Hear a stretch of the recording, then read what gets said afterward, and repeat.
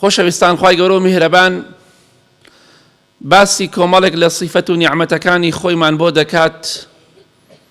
دەفەرمێت وهو الذي يقبل التوبة عن عباده. خوای گەورە ئەو خوایەیە کە تەوبە و پەشیمانی لە عەبدەکانی خۆی وەردەگرێت، چونکە غافری الذەنب وقابلی التوب. خوای گەورە تەوبە قبول دەکات لە ئەو کەسانی کە بەڕاستی دەگەڕێنەوە بۆ لای خوای پەروەردگار.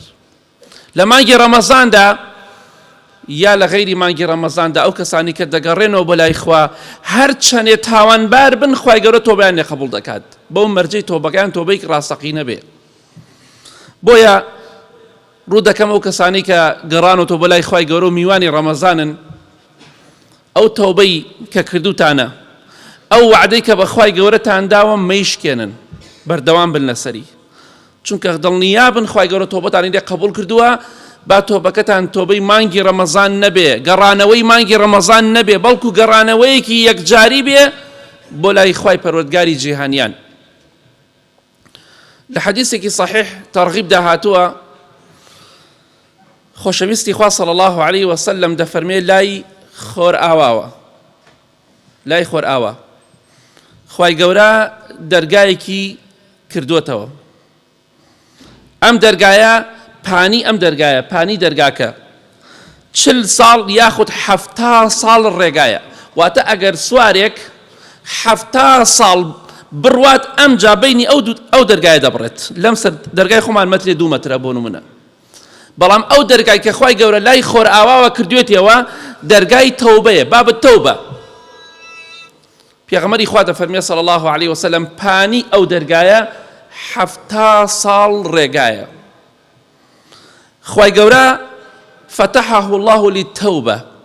خوای گەورە ئەو دەرگای کردوتەوە لای خۆر ئاواوە بەس بۆ کەسانی کە تۆبە دەکەن. واتە دەرگای تۆبە بەردەوام لەسەر پشتە، هیچ کاتێک داناخرێت. ئەو ڕۆژەی کە خوای گەورە ئەرز و ئاسمانی دروست کرد پێش هەموو بوونەوەر، پێش مرۆڤایەتی، پێش جن، پێش شتەکانی تر، خوای گەورە ئەو دەرگای لەگەڵ دروستکردنی ئەرز و ئاسمانە دروست کردووە و داشی ناخات حتا ئەو ڕۆژەی کە خۆر لە خۆر ئاواوە هەڵدێت. ئەمە دەرگای تۆبەیە کراوەتەوە. بۆیە گەڕایتەوە بە لای خوای پەروەردگار. خوای گەورە ئەو خوایە کە تۆبە لە عەبدەکانی خۆی قبول دەکات. بۆیە تۆش بەهۆی تاوانەوە ئەو دەرگایە لەسەر خۆت دامەخە، دەرگاکە بەردەوام کراوەتەوە. بۆیە ئەگەر تۆبەت کردووە بێگومان تۆبەشت کردووە، بەردەوام بە لەسەری بە ئیزنی خوا. دوای مانگی ڕەمەزانیش دینداری و خواپەرستی بکە، ئەو دەرگایە داناخرێ ئیلا مەگەر کەسێک بگاتە حاڵەتی مردن و غەرغەرە، ئەو کاتە تۆبەی لێ قبول ناکرێت.